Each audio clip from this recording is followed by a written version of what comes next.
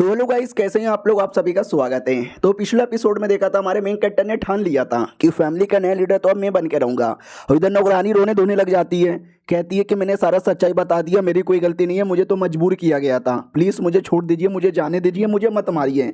हमारा main character भी कहता टेंशन ना लो, मैं तुम्हें नहीं मारूंगा। तो वो खुश हो जाती है, चलो मुझे नहीं मारेंगे। लेकिन अगले सेकंड ही हमारा मेन कैरेक्टर उसकी गर्दन उड़ाकर जान निकाल लेता है और कहता है झूठ बोला था मैंने, मेरे साथ गद्दारी करोगे तो जिंदा नहीं बचोगे, मरोगे सालो, सबके सब मरोगे। फाइनली फिर हमारा मेन कैरेक्टर शहर में लौट आता है, अपने घर में लौट आता है। तो ये थी उसकी सौतेली माँ, तीन सौतेली माँ है ना। तो ये सेकंड वाली है जिसके लिए नौकरानी काम करती थी। हमारा मेन कैरेक्टर भी कहता है ये बड़ी कुती औरत है, शादी करने के बाद ही थोड़ी औकात में आई है, और शादी से पहले तो इसकी औकात भी नहीं था। हेलो हेलो मैडम जी, कैसी हो आपसे मिलके अच्छा लगा।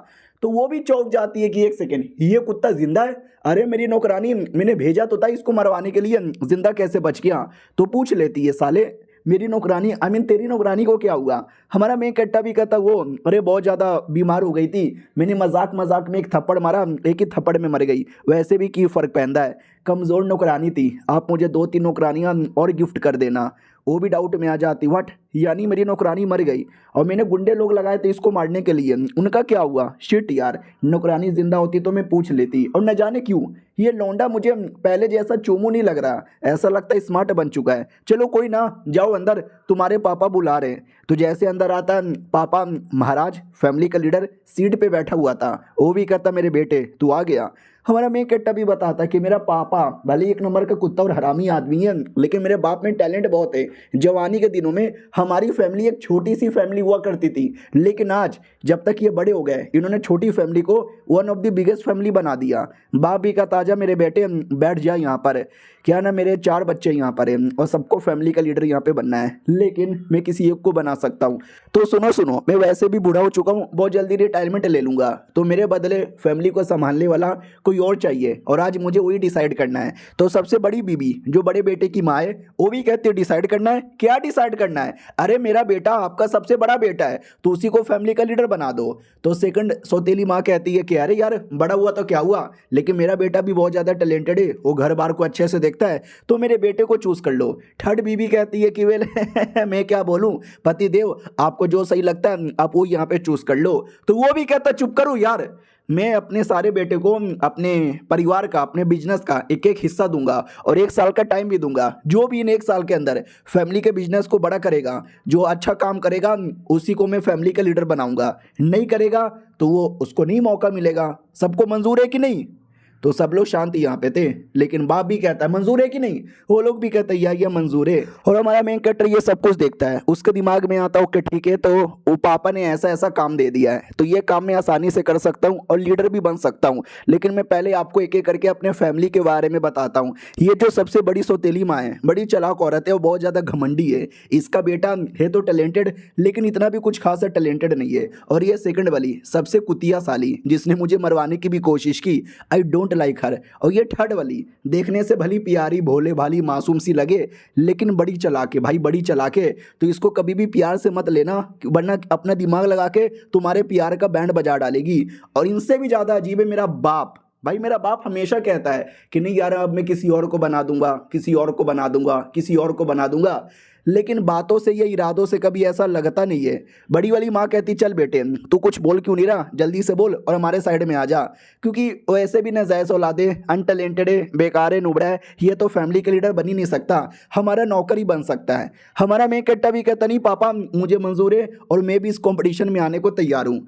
अब ये सुनते ही किसी को विश्वास नहीं होता, वाट इसकी औकात है क्या जो बाकी बच्चे लोग के साथ मिलकर कंपटीशन में आ जाए। बड़ा बेटा भी कहता हो साले क्या बोले जा रहा है, तू हमारे साथ कंपटीशन करेगा, तू नाजायज औलाद, चुपचाप हमारे अंडर में आ जा, जैसा जैसा हम बोलेंगे तुझे वैसा वैसा करना है। हमारा मेन कैरेक्टर भी कहता साले तू होता कौन है, मुझे लेटर मिला था, लेटर में मुझे क्लियर लिखा हुआ था कि मैं अपने बाप का बेटा हूँ और इस कंपटीशन में मैं फैसला ले सकता हूँ, मुझे बस मेरे पापा ही मना कर सकते हैं, समझा कि ना समझा।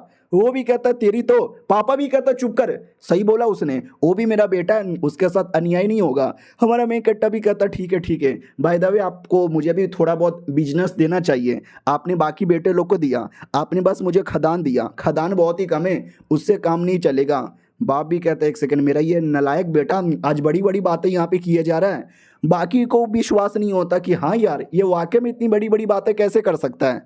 तभी नौकर वो अचानक से बोल देता है कि साले तू जैसा नाजायज बेटा है ना, तुझे जितना काम मिल गया उतना ही सही है, इससे ज़्यादा कर ही नहीं सकता। हमारा मेंकट्टा भी कहता अच्छा नौकर जी जरा आप आगे आ जाइए। वो भी कहता बोलना बेटे क्या हुआ, आगे मुझे क्यों बुला रहा है, वहाँ से मुझे सुनाई दे रहा था। तो जैसे वो और आगे आता है हमारा मेन कैरेक्टर इतना जोर से मारता है, इतना जोर से मारता है कि साले की मरने वाली हालत हो जाती है। और तो भी नहीं रुकता, पीठ पे भी 2-3 लात मुक्के मार देता है। उधर माँ और भाइयों को तो विश्वास ही नहीं होता ये क्या हो गया। वो सेकंड वाली माँ देखती है कि अरे यार ये क्या आदमी है, दरिंदे जैसा बर्ताव कर रहा है। बाप भी कहता हो मेरे बेटे रुक जा, क्या हो गया तुझे, मेरे सामने नौकर लोग को क्यों मार रहा है। हमारा मेन कैरेक्टर भी कहता मैं क्यों ना मारूं, नौकर है नौकर, आप बोल रहे थे मैं बोल रहा था, लेकिन इस नौकर की औकात कैसे हो गई बीच में बोलने की। नौकर को अपनी औकात मालूम रहनी चाहिए, अगली बार से जो भी बोलेगा ना उसकी तो मैं जान निकाल लूंगा, इसकी जान नहीं निकाला अभी तक। बाप भी देखता हाँ मेरे बेटे ने सही बोला, नौकर लोग की औकात नहीं होनी चाहिए बीच में बोलने की। साला हमारे बीच में बोल रहा था, ओके ठीक है उसको लेके जाओ इलाज करवाओ। रही बात तुम्हारा, तो हमारा जो मेडिकल डिपार्टमेंट है ना वो भी तुम्हारे अंडर में आ गया, अच्छे से देख लो 1 साल के अंदर तुमने उसको इम्प्रूव कर दिया तो फैमिली के नए लीडर बन सकते हो। हमारा मैं इकट्ठा भी कहता वाह यार शुक्रिया, बहुत ही ज़्यादा शुक्रिया, लेकिन और 2-4 काम मिल जाता तो मज़ा आ जाता। बाप भी लाइक करे इस बेटे को सर पे बैठाया तो ये तो सर पे बैठ के यहाँ पे मूत रहा है। बड़ी वाली माँ भी कहती है अरे लेकिन इसने अभी सरेआम गुंडागर्दी की है और आप ऐसे इसको जाने दे दोगे।